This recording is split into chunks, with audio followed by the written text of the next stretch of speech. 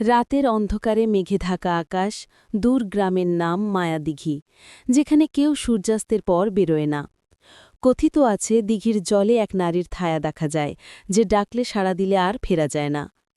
এক রাতে শহর থেকে সাংবাদিক অর্পিতা আসে সত্য উদ্ঘাটনের জন্য।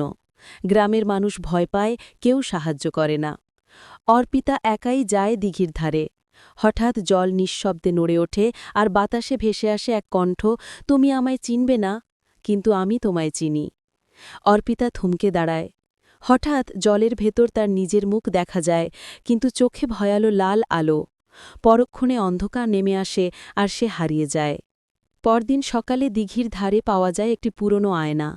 তাতে লেখা, প্রতিটি ছায়ার আছে তার গল্প, কিন্তু সব গল্প শোনা উচিত নয়। সেই দিন থেকে মায়াদিঘির জল স্থির, কিন্তু প্রতি পূর্ণিমায় মায়াদিঘির জলে এক নারীকে দেখা যায়, ঠিক অর্পিতার মতো মুখ আর একই ভয়াল চোখ নিয়ে।